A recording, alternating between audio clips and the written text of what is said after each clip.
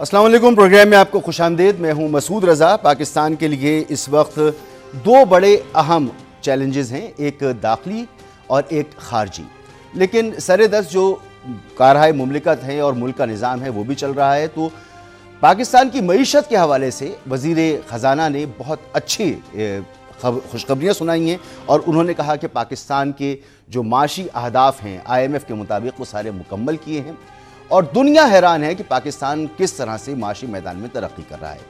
اگلے مہینے کے دوسرے ہفتے میں بجٹ آنا ہے اور اس بجٹ کی تیاری میں ان کا یہ کہنا ہے کہ ہم بجٹ میں کچھ سرپرائزز دیں گے۔ تو اب دیکھنا یہ ہوگا کہ آنے والا بجٹ IMF کا بجٹ ہوگا یا پاکستان کی قوم کا بجٹ ہوگا۔ وہ بجٹ ہوگا جس میں بجلی، گیس اور دیگر اشیاء کی قیمتیں بڑھیں گی، ان پہ ٹیکسز لگیں گے، یا وہ اور ٹیکسز لگنے کے بعد جو لوگ انہیں ادا نہیں کر پائیں گے، یعنی بجلی کا بل جو نہیں دے پائیں گے، جو گیس کا بل نہیں دے پائیں گے، ان پر چوری کا الزام لگے گا اور پھر ان کے لیے لوڈ شیڈنگز کی جائیں گی یا ان کو کوئی ریلیف ملے گا۔ ٹیکس نیٹ میں اضافہ ہوگا یا نہیں ہوگا، ٹیکس اہداف تو پاکستان مکمل نہیں کر سکا تھا گزشتہ مالی سال میں۔ بہرحال یہ دیکھنا ہوگا کہ کیا ہوگا۔ جو داخلی مسئلہ ہے وہ اس طرف آنے سے پہلے خارجی مسئلے کی طرف آتے ہیں۔ پاکستان اور بھارت کے درمیان تنازعہ اسٹینڈ آف گو کے ختم ہو گیا، ملٹری تنازعہ کچھ مان پڑ گیا ہے، وہاں پر بڑی دھمکیاں بھی دی جا رہی ہیں، لیکن لگتا ہے کہ کچھ نہیں ہوگا۔ لیکن دوسری طرف بھارت نے لداخ میں ایک میگا پروجیکٹ شروع کیا ہے، ایک ایسا منصوبہ شروع کیا ہے کہ جس سے وہ پاکستان کا پانی روک سکتا ہے۔ تو پاکستان پہلے ہی کہہ چکا ہے کہ کوئی بھی ایسی کوشش ہوگی تو اسے ایکٹ آف وار تصور کیا جائے گا۔ واضح پاکستان کا موقف ہے کہ 24 کروڑ عوام کو آپ پیاسا نہیں مار سکتے، پاکستان اس کے لیے جنگ کرے گا اگر ایسی کوئی حرکت کی گئی۔ بھارت گو کہ اس تمام سینیریو میں، اس تمام اپنے بیانیے میں آئسولیشن کا شکار ہے، دنیا اس کے ساتھ نہیں ہے، لیکن یہ ایسی دنیا ہے جہاں پر مائٹ از رائٹ ہے، جس کا زور جہاں چلتا ہے وہ چلا لیتا ہے۔ تو دیکھنا ہوگا کہ اس پر کیا پاکستان کی سفارتی طور پر حکمت عملی ہوگی، لیکن فوجی طور پر کیا حکمت عملی ہوگی وہ بہت واضح ہے۔ اس سے پہلے کہ میں پاکستان کا موقف آپ کو بیان کروں، وکٹر گاؤ جو چین کے ترجمان ہیں، انہوں نے ایک انٹرویو دیا ہے TRT کو، انہوں نے واضح طور پر بتایا کہ پاکستان نے جو ٹیکنالوجی استعمال کی وہ چائنا کی ٹیکنالوجی تھی، اور جس طرح سے بھارت کو شکست دی ہے یہ دنیا کے لیے ایک واضح پیغام ہے۔ تو یہ دیکھیں کہ پاکستان اور چائنا کے درمیان جو اشتراک ہے وہ دنیا کے لیے ایک پیغام ہے، اور دیکھیں کہ کتنا کلوز یہ سارا معاملہ ہے۔ اسے دنیا کو ایک سبق لینا چاہیے، بھارت کو بھی سبق لینا چاہیے۔ پاکستان نے سفارتی سطح پر اپنا یہ موقف اختیار کیا ہے۔ وزیر اعظم نے کہا کہ بھارت سے پانی، انسداد دہشت گردی اور تجارت پر بات چیت کے لیے تیار ہے۔ اب اگر بھارت اس سے بھاگتا ہے تو یہ بھارت کی ناکامی ہوگی۔ لیکن چاہے آپ کا بجٹ بہت اچھا آ جائے، چاہے آپ کے معاشی اشاریے بہت اچھے ہو جائیں، چاہے آپ بھارت کے اوپر جو ہے اپنی سبقت ثابت کر دیجئے، لیکن اگر ملک کے اندر آپ کے سیاسی معاملات بہتر نہیں ہیں تو شاید کچھ بھی بہتر نہیں ہے۔ تحریک انصاف پھر سے کوشش کر رہی ہے ایک اور گرینڈ احتجاج کی، اور گوہر خان کہہ رہے ہیں کہ وہ توقع رکھتے ہیں کہ عدالتوں سے انہیں کچھ ریلیف ملے گا۔ ساتھ ہی ساتھ جو یہ کیسز چل رہے ہیں عدالت میں، اس میں بھی بڑے کلیئر کٹ اور بڑے واضح قسم کے پیغامات سامنے آ رہے ہیں۔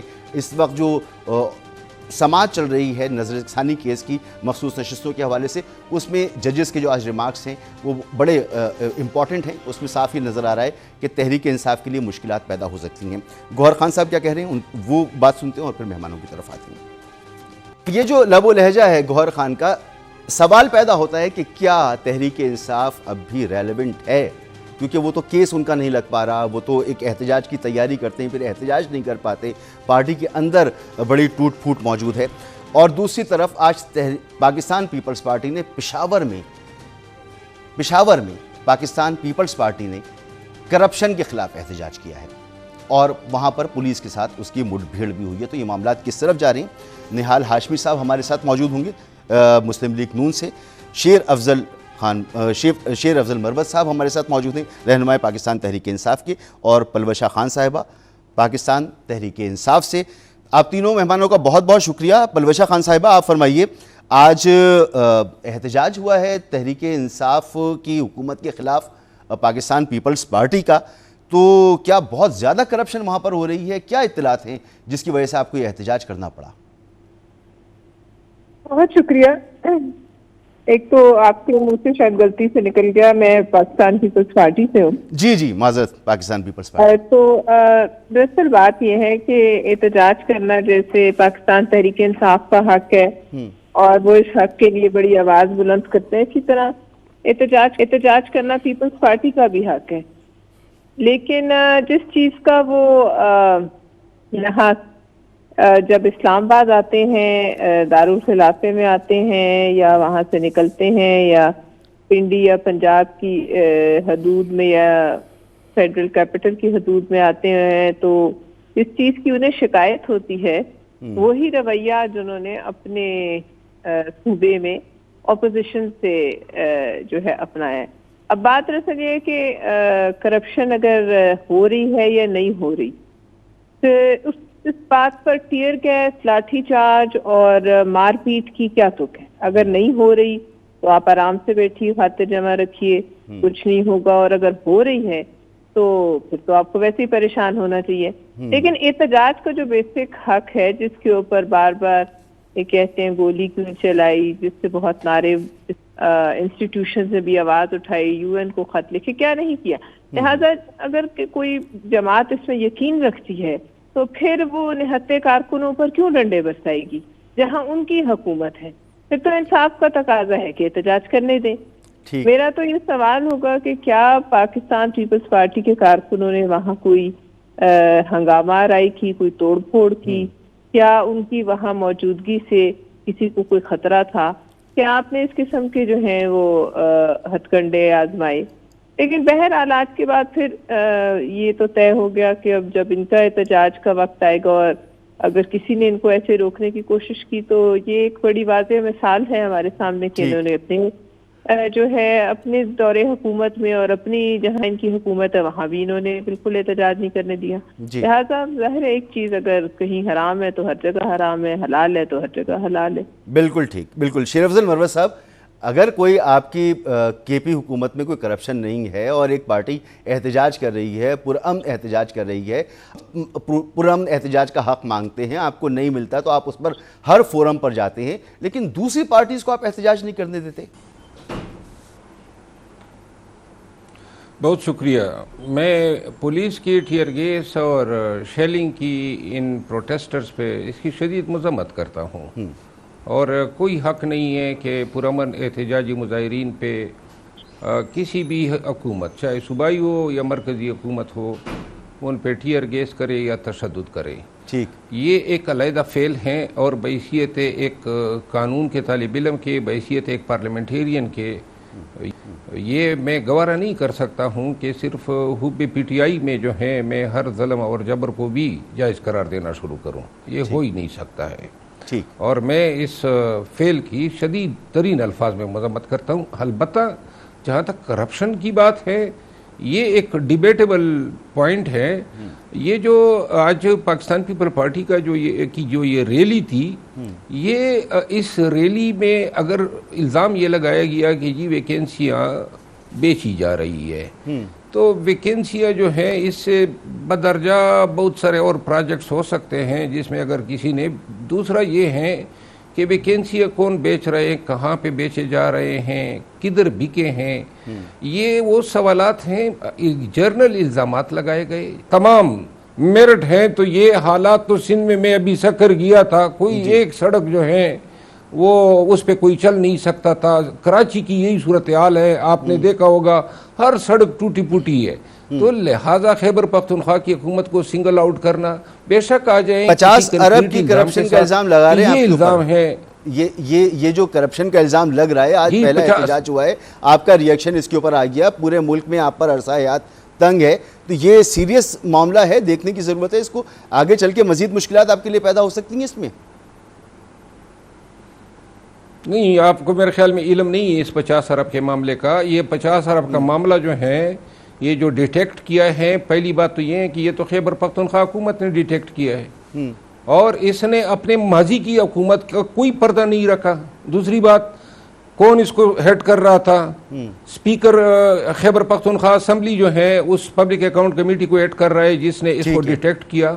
پھر آپ کو ایک چیز سن کے حیرت ہوگی کہ یہ جو پیسے تھے یہ صوبے نے نہیں لگائے تھے, یہ مرکزی حکومت نے خرچ کیے تھے, اور یہ آڈیٹر جنرل آف پاکستان کے فنڈز ہیں. اچھا, یہ صوبے کے فنڈ سے نہیں ہے. البتہ چونکہ یہ پیسے جو ہیں وہ برآمد ہوئے ہیں, یا یہ جرم جو ہے وہ خیبر پختونخوا میں ہوا ہے, تو لہذا نیب نے جو کاگنیزنس لیا ہے, اب اگر یہ رقم برآمد ہوتی ہے تو یہ صوبے کو جائے گی. بہت اچھی طریقے سے آپ نے میری رہنمائی کی ہے. تو میں نہال ہاشمی صاحب کو ذرا پوچھتا ہوں, سر یہ جو پیپلز پارٹی احتجاج کر رہی ہے, دراصل یہ آپ کی حکومت کی طرف لگائے گئے پیسے کی کرپشن ہے سر, مرکز کی طرف سے؟ بسم اللہ الرحمن الرحیم. مشہود بھائی, پیسے مرکز کے ہوں, صوبوں کے ہوں, یہ پاکستان کے عوام کے ہیں جی, اور یہ پاکستان کے عوام کے فلاح و بہبود کے لیے خرچ ہونا چاہیے, ان کی تعلیم کے لیے, ان کے صحت کے لیے. مرکز جو پیسے دیتا ہے وہ تو صوبہ خرچ کرتا ہے, یا مرکز یہ پیسہ براہ راست وفاق نے خرچ کیا ہے جس میں کرپشن ہوئی ہے؟ دیکھیے, عام طور پہ یہ ہوتا ہے کہ صوبے جو ہیں وہ مرکز کو درخواست کرتے ہیں کہ آپ یہ پیسہ دے دیں یا ہمارے ساتھ جوائنٹ وینچر کر لیں تاکہ ہم اس کی نگرانی یا اوورسی کر سکیں. پیسہ بھلے آپ کا ہے, پروجیکٹ ہم آئیڈینٹیفائی کرتے ہیں, اس میں آپ انویسٹ کریں. کئی وقتوں میں یہ جو انٹرنیشنل ڈونرز ہوتے ہیں وہ بھی اس طرح کے انویسٹمنٹ کرتے ہیں, اور اس میں کئی وقتوں میں صوبائی حکومت پارٹنر ہوتی ہے, کئی وقتوں میں وفاقی حکومت پارٹنر ہوتی ہے. مگر ایگزیکیوشن ہوتا ہے, کیونکہ اب پی ڈبلیو ڈی کا وجود ختم ہو چکا ہے, ایگزیکیوشن صوبائی حکومت کے ذریعے کرایا جاتا ہے. ان کے مختلف ڈپارٹمنٹ جو ہیں وہ کرتے ہیں, بلدیاتی اداروں کے ذریعے کرایا جاتا ہے, وہ اس کے ایگزیکیوشن کرتے ہیں, اور اس کی اوور آل سپرویژن جو ہے وہ صوبائی حکومت کی ہوتی ہے, کیونکہ وہ فنڈ صوبے کے لوگوں کی بہتری کے لیے, ان کی فلاح و بہبود کے لیے خرچ کیا جاتا ہے. تو اوور آل جو رسپانسبلٹی ہوتی ہے وہ پروونشل گورنمنٹ کی ہوتی ہے, تو وہ دیکھیں کہ یہ صحیح جگہ خرچ ہو رہا ہے کہ نہیں ہو رہا ہے. یہ کنٹریبیوشن ہوتا ہے وفاق کا اپنے فیڈریٹنگ یونٹ کی طرف. تو میں یہ سمجھتا ہوں کہ اس میں جیسا ابھی مروہ صاحب نے کہا, ماضی کی حکومت جو کے پی کی تھی, گزشتہ 12 سال سے کے پی میں پی آئی کی حکومت ہے, تو ماضی, حال اور مستقبل مجھے ایک جیسا نظر آتا ہے. اگر ماضی میں کرپشن ہوا ہے تو حال میں بھی کرپشن ہوا, اور یہ ٹریک ریکارڈ ان کا رہا ہے. عمران خان صاحب کے ساتھ بھی یہی کرپشن کا معاملہ ہے, یہی ان کے صوبائی حکومت میں ایک دوسرے پہ الزامات لگا رہے ہیں, ایک وزیر دوسرے پہ الزام لگا رہے ہیں, کیبنٹ منسٹر ایک دوسرے پہ الزام لگا رہے ہیں. تو اس کو یہ کہتے ہیں زبان خلق کو نقارہ خدا سمجھو. ان کے اوپر جو کرپشن کا الزام ہے, یہ نعرہ لگا کے آئے تھے کہ ہم کرپشن کے خلاف آئیں, مگر آج پتہ چلا کہ وہ نعرہ جو لگا رہے تھے اس لیے لگا رہے تھے کہ ہم زیادہ کرپشن کرنا چاہتے ہیں. تو میں یہ سمجھتا ہوں کہ اس کی بہت زیادہ جانچ پڑتال ہونی چاہیے, اکاؤنٹیبل ہونا چاہیے پروونشل گورنمنٹ کو. پی ٹی آئی کے جو لوگ اس میں اچھے لوگ ہیں, جو ان کو چاہیے کہ وہ اور آگے بڑھ کے نشاندہی کریں کہ جو پیسہ لوگوں زندگی کو بہتر کرنے کے لیے لگایا جا رہا تھا, وہ پیسہ لوگ اپنی گاڑیوں کو, اپنے لیڈروں کی زندگیوں میں حصہ ڈالنے کے لیے لگا رہے ہیں, اپنی زندگی کو بہتر کرنے کے لیے لگا رہے ہیں. تو میں سمجھتا ہوں کہ یہ صرف ہمارا نہیں, یہ اجتماعی طور پہ پورے ملک کا, ہر ایک عوام کا فرض بنتا ہے.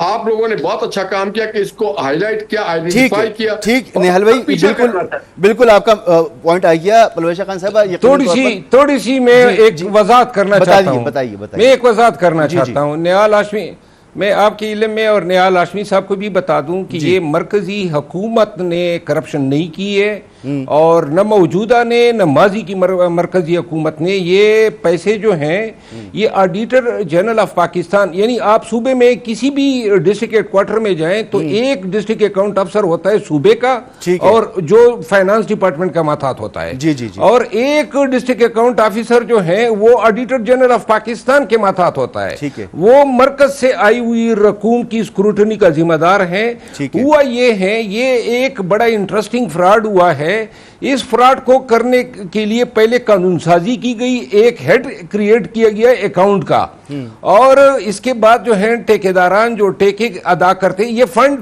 مرکز سے آئے, اس میں کوئی دوسری رائے نہیں ہے. لیکن اگر پاک پی ڈبلیو ڈی کے فنڈ ہے تو پاک پی ڈبلیو ڈی کے ٹیکے ہوتے ہیں, اور مرکزی حکومت ان کو ٹینڈر کرتی ہیں, ان کے ٹینڈر ٹھیکیدار لیتے ہیں. یہاں پہ یہ ہوا ہے کہ اس ایڈ کو کریٹ کیا گیا, جتنے بھی ٹھیکیداروں کے سیکیورٹی اماؤنٹ تھے وہ اس میں جمع ہو جاتے تھے. ٹھیک ہے, اور اس کے بعد جب یہ اپنا کام, آپ کے سی ایم صاحب کا کردار ہے اس میں, سی ایم सबसे जी, ज्यादा सीएम साहब का ये किरदार है और स्पीकर साहब दोनों को क्रेडिट जाता है कि दोनों ने जो है इसकी तहकीक कराई। ओके। ये इसमें मुल्जिमान जो आइडेंटिफाई हुए हैं, कोई सियासतदान आइडेंटिफाई नहीं हुआ है। ओके। ये बेसिकली प्योरली सरकारी मुलाजिमीन का किया धरा है, जो अकाउंट ऑफिसर के मुलाजिमीन है प्लस उन एग्जीक्यूटिंग इदारों के मुलाजिमीन, अगर TMA है या ठीक पाक है। PWD है ठीक या है। कोई भी दूसरा महकमा है। ठीक है। तो और मैं आपको एक आखिरी बात बता दूं, वो जी। ये है कि इस फ्रॉड को करने के लिए अगर एक शख्स है, ज़हीरुद्दीन नाम है, ठेकेदार है,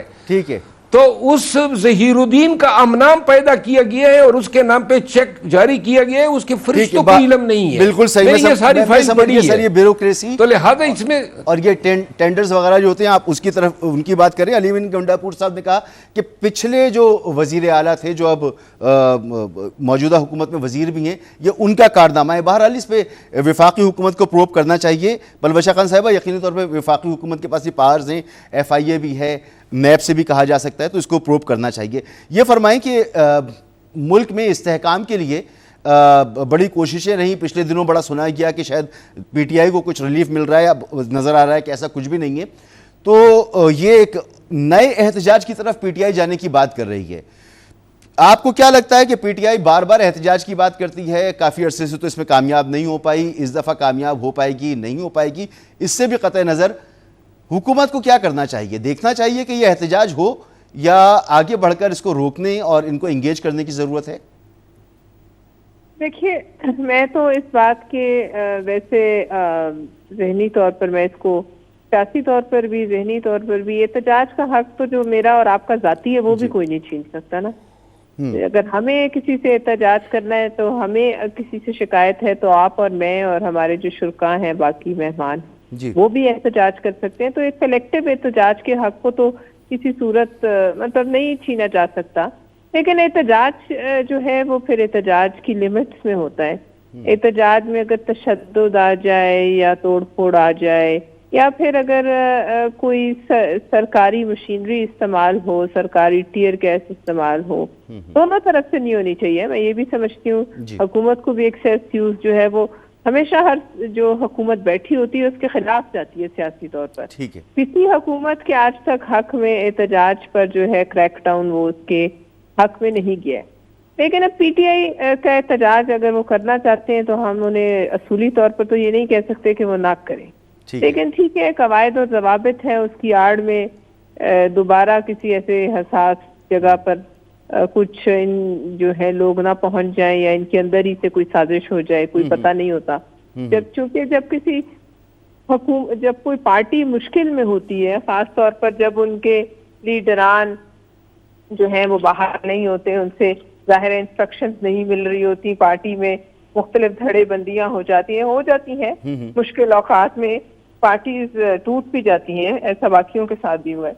लेकिन फिर वो जो एक ट्रैक रिकॉर्ड है PTI का जो 9 मई से मुंसलिक है, और उसके बाद भी यहाँ हम कई दिन जो है फेडरल कैपिटल में अपने अपने घरों में लोग महसूर रहे, बड़े बड़े मुश्किल मामलात जो थे वो कारोबारी हुकूमत बंद रहा। तो सूरत हाल में फिर मैं ये समझती हूँ कि अगर इन्होंने एहतजाज करना है तो एहतजाज फिर ऐसा हो कि कल को फिर वो एहतजाज जो है वो गले ना पड़े, और वो एहतजाज जो है इनके लिए मजीद नई मुश्किलें जो है उनका बायस ना बने। लेकिन बहरहाल इस माहौल में मेरे ख्याल में इनमें आपस में भी काफी दड़ेबंदी है, और उसमें कोई एहतजाज कामयाब होता, आज तीसरा चौथा एहतजाज जो है उसका हमने अंजाम देख लिया है, तो वो कामयाब नहीं हुआ और डी चौक से उनके अपने लीडरान वापस चले गए कारकुनों को छोड़ के। उसके बाद कारकुन किस हद तक निकलते हैं या दोबारा से इत्मीनान करते हैं, बड़ी बात है, क्योंकि हम तो देखने वाले थे, असल जो भुगत रहे थे वो इनके कारकुन थे। और जब उन्हें छोड़ के लोग चले गए, इनके लीडरान, जाहिर है ये बहुत बड़ा एक धचका होता है कारकुनान के लिए। और मैं समझती हूँ कि तो कोई एहतजाज कामयाब होता नजर नहीं आ रहा। ठीक है, एक ब्रेक मुझे लेना है। ब्रेक के बाद हम बात करते हैं कि ये जो बजट आने वाला है इस पर पीपल्स पार्टी नून लीग के साथ किस हद तक खड़ी रहेगी और PTI का इसमें क्या किरदार होगा, क्योंकि बजट के लिए IMF ने पहले कह दिया था कि इस बजट को देख कर ही हम आगे जो IMF کی جو شرائط ہیں اگر ان کے مطابق یہ بجٹ ہوتا ہے تو ہی ہم آگے بڑھیں گے. تو یہ بجٹ جو آنے والا ہوگا یہ بڑا کریٹیکل بجٹ ہوگا, اور اس میں کیا چیزیں بھی ہمارے سامنے موجود ہیں. بریک کے بعد آ کر میں اس کا ذکر کرتا ہوں اور پھر مہمانوں سے پوچھتا ہوں کہ آنے والے دنوں میں بجٹ کے حوالے سے وہ پارلیمانی سیاست کو کیسے دیکھ رہے ہیں. ایک بریک کے بعد.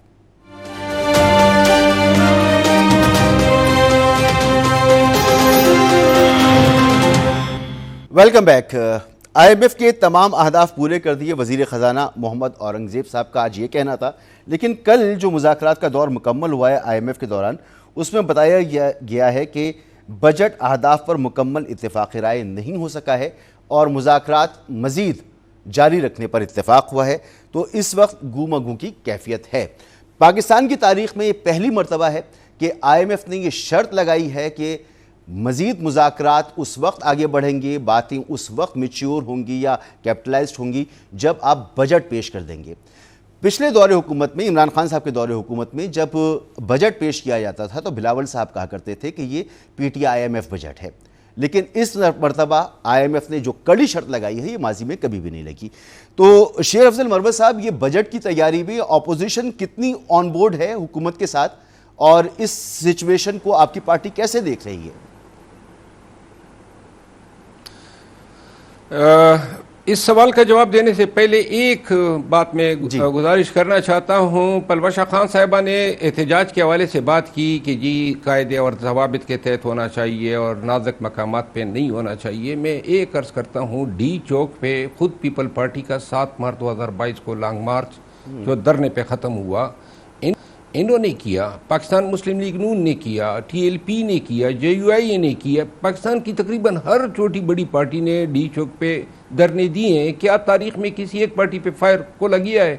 جب ہم نے 26 نومبر کو دھرنے کے لیے گئے تو کیا کسی ایک دکاندار نے رپورٹ کی ہے کہ کسی دکان پہ ڈاکہ زنی کی واردات ہوئی, کہیں پہ لوٹ مار ہوئی, کہیں پہ آرسننگ ہوئی, کہیں پہ آگ لگایا گیا؟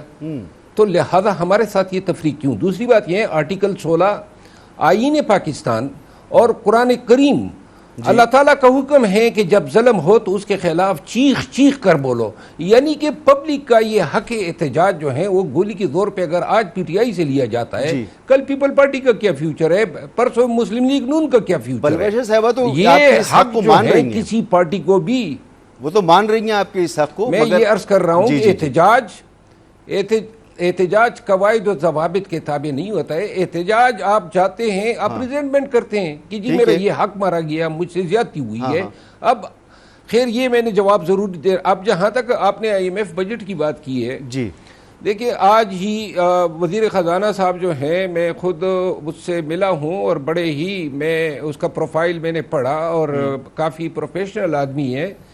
میں یہ عرض کروں گا کہ آج یہ پتہ چلا کہ 2 سالوں میں حکومت یہ دعویٰ کر رہی ہے کہ پاکستان کی ریونیو جو جنریشن کی طاقت ہے وہ دگنی ہو گئی. یعنی اگر ہم 80 ارب روپے جو ہیں کماتے تھے تو اب 160 ارب ہو گئے ہیں.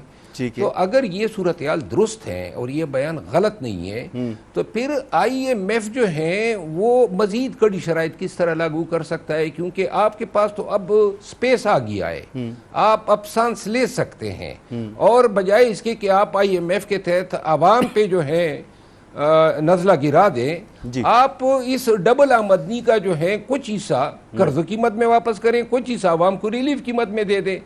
بہرحال IMF جو ہے جس طرح چاہے گی ہوگا وہی, کیونکہ جو بھی آج تک گزشتہ 2.5-3 سال سے اقدامات PDM کی حکومت نے اور موجودہ حکومت نے اٹھائے ہیں, اس میں ہماری معاشی پالیسی جو ہے اس کے تمام خاکے جو ہے وہ IMF کے ہیڈ کوارٹر میں تحریر ہوتے ہیں.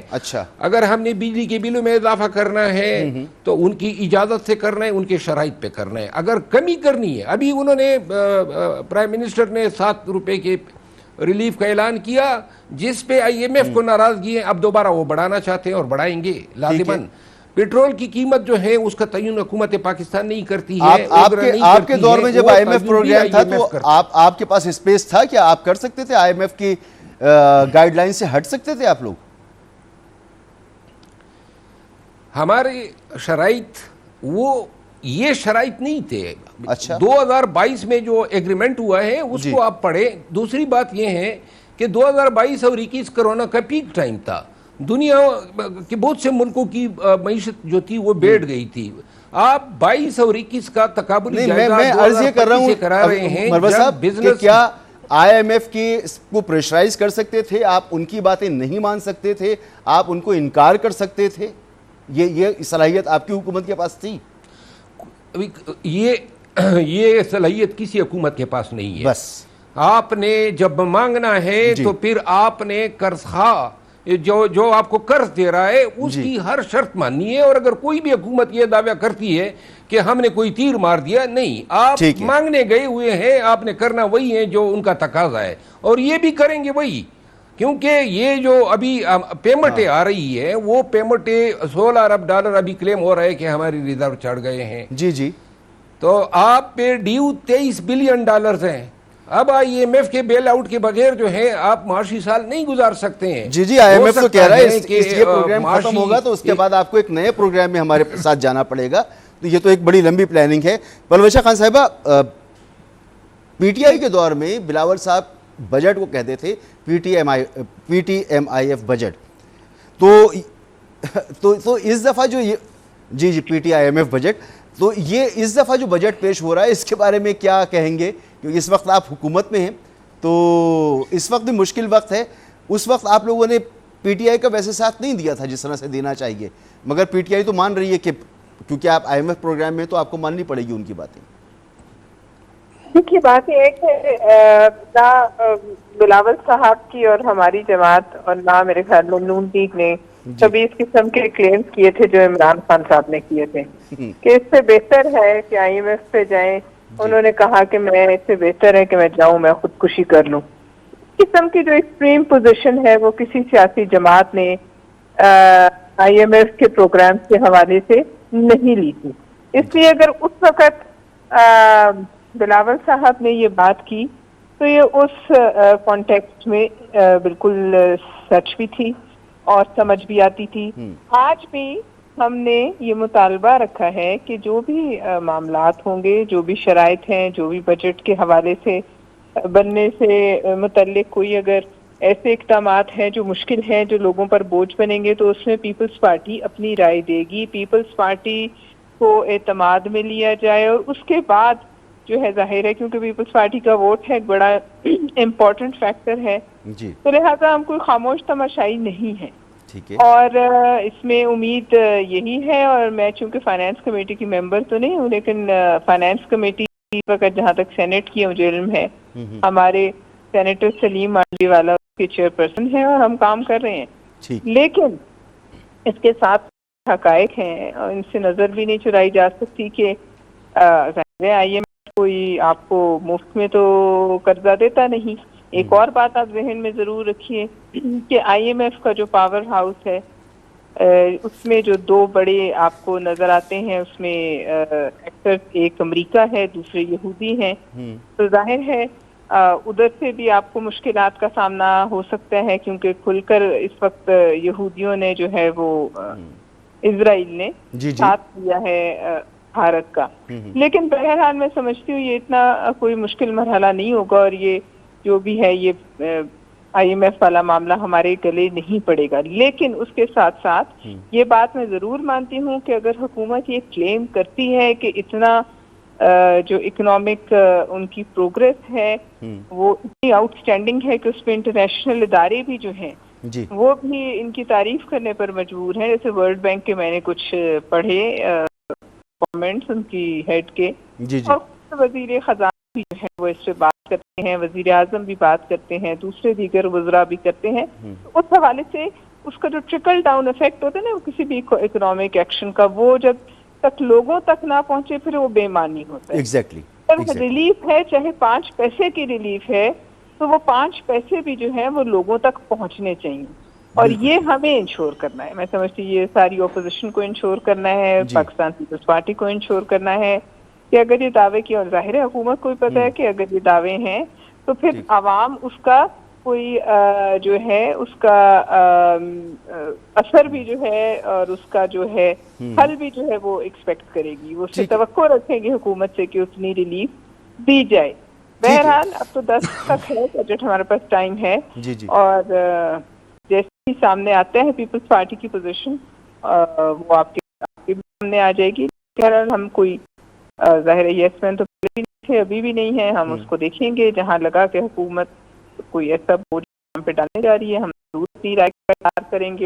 ٹھیک ہے، مگر یہ تو طے ہے نا پلویش صاحبہ کہ اگر تو آئی ایم ایف کسی چیز پر کیونکہ حکومت کہہ رہی ہے کہ تنخواہ دار طبقے کرنا چاہتے ہیں، وہ کچھ مراعات دینا چاہتے ہیں ریئل اسٹیٹ کے شعبے کو، لیکن اس پر ابھی تک بات بنی نہیں ہے. تو میں جب پوچھنا چاہوں گا آپ کیا کیا تجویز کریں گے، پیپلز پارٹی کیا کیا تجویز کر سکتی ہے، آپ اس کے بارے میں بات کرنا چاہیں. نہال ہاشمی صاحب سے ذرا پوچھ لوں. نہال صاحب، اگر آپ ہمیں بتا سکیں کچھ کہ پیٹرول کی قیمتیں تو بڑھیں گی، ڈیفینیٹ بجٹ ہے یہ، کلائمیٹ بجٹ ہے جو پیش کیا جا رہا ہے اس دفعہ، اور پہلی مرتبہ ہے کہ اتنی سخت شرائط لگائی جا رہی ہیں. جیسے پلوشہ صاحبہ نے کہا کہ ایک عام آدمی کو اس کا ریلیف ملنا چاہیے.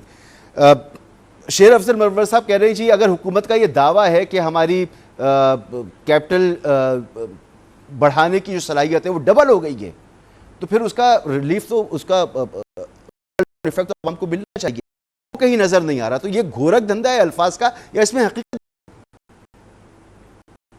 تو صاحب جیسے آپ نے پہلے وہ احتجاج پہ میرے ذہن میں ایک چیز آ گیا جی احمد صاحب نے کہا، میں بھی سمجھتا ہوں کہ احتجاج کا حق صاحب ہے، مگر مجھے لگتا ہے اب پی ٹی آئی کو احتجاج کرنا چاہیے اپنی قیادت کے خلاف، عمران خان صاحب کے خلاف بھی کرنا چاہیے کہ آپ کی پالیسی کی وجہ سے آج پی ٹی آئی اور اس کے کارکن اور اس کے ووٹر سپورٹر بند گلی میں آ گئے.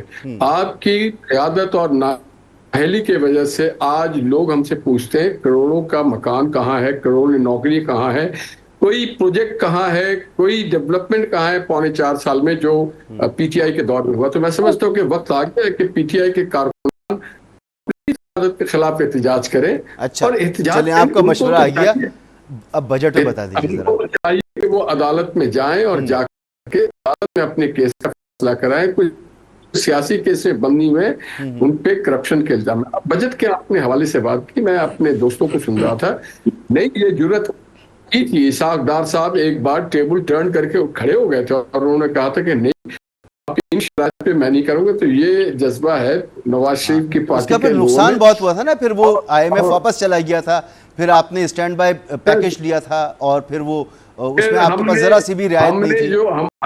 جی ایک جو ان کا پروگرام تھا اس کو خوش اسلوبی سے کمپلیٹ بھی کیا ہے. اب جب ہمارے حالات ایسے آئے اور ملک میں جس طرح سے انٹرنیشنل ایفیکٹ آیا اور جو ڈالر کی قیمت بڑھتی چلی گئی اور ہماری کرنسی نیچے جاتی گئی، اس کا ایفیکٹ بہت آیا، ہر شعبہ زندگی میں ہے. اب اس کا ٹرکل ڈاؤن ایفیکٹ یہ ہوتا ہے کہ ہر ڈالر آدمی کی قیمت ایسے ہی نہیں بڑھ گئی تھی نہال صاحب. اسحاق ڈار صاحب کی ایک پالیسی تھی، وہ مارکیٹ میں پیسہ پھینکتے تھے اور ڈالر کی قیمت مصنوعی طور پر روک کے رکھی گئی تھی. اب وہ نیچرلی اپنی جگہ پر آئی ہے، اس کا نقصان بہت سارے اور بھی فیکٹر ڈالر کی قیمت. اور آج میں نہیں، جیسے پلوشہ صاحبہ نے کہا کہ ورلڈ بینک سے لے کے نیشنل جو آپ کا موڈیز اور دیگر سارے لوگوں نے کہا کہ یہ جو شہباز شریف صاحب کا یہ 14 مہینے کا ٹینیور ہے اور رجیم ہے، اس میں مہنگائی کو ہم نیچے لے کے آئے ہیں، ہم نے انفلیشن کو نیچے کیا ہے، ہم نے پیٹرول بھی سستی کی، ہم نے بجلی کے مد میں 7 روپے کا ریلیف بھی دیا، اور ہماری کوشش ہوگی کہ ہم اور زیادہ ریلیف دیں. مگر کئی ہرڈلز ہیں جس سے ہمیں عبور کرنا ہے، اور اس ہرڈلز کو عبور کیے بغیر قوم آگے نہیں بڑھ سکے گی.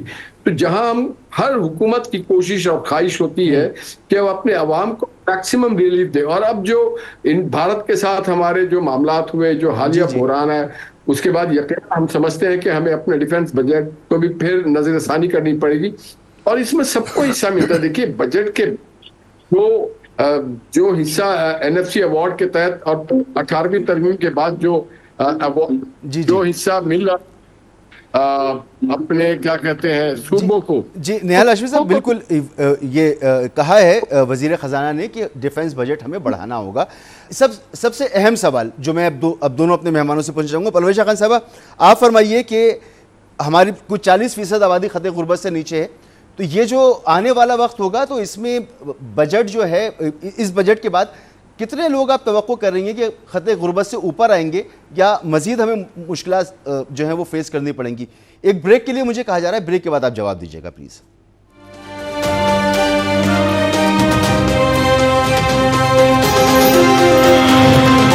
Welcome back. گزشتہ بجٹ کے بعد تقریباً 1.5 کروڑ لوگ خط غربت سے نیچے چلے گئے تھے۔ پرویشہ خان صاحبہ، اس دفعہ کیا آپ توقع کر رہی ہیں؟ کوئی کومنٹ آپ کا؟ دیکھیے، خط غربت سے اوپر تو اللہ ہی اپنے فضل سے اور اپنے کرم سے یا کسی کی روزی وسیع کرے تو یہاں اس ملک میں آتے ہیں اوپر۔ ویسے خط غربت سے ہمیشہ لوگ نیچے ہی گرتے ہیں جی، لیکن بہرحال میں نے چونکہ بجٹ نہیں دیکھا ہے، اس لیے کوئی کامنٹ اس وقت میری طرف سے انفیئر ہوگا۔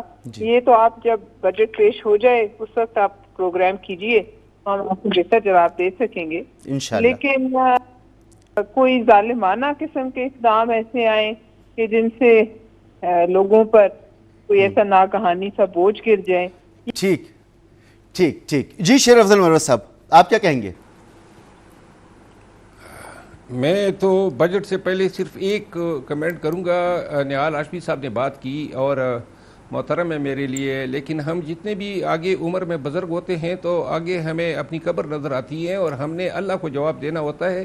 میں اگر اپنے لیڈر کی جو ہے عوام کے سامنے جھوٹ موٹ اس کو ایماندار بتانا شروع کروں تو میں شاید اپنی آخرت خراب کروں گا۔ اگر عمران خان کرپٹ ہے اور نواز شریف اور زرداری صاحب ایماندار ہیں، بالکل ٹھیک سر، وقت ختم ہو گیا آپ کا کومنٹ آ گیا۔ میں بہت شکر گزار ہوں آپ کا شیر افضل مروت صاحب، پلوشہ خان صاحبہ بہت بہت شکریہ آپ کا، ہاشمی صاحب بہت بہت شکریہ۔ اجازت دیجیے، اللہ حافظ۔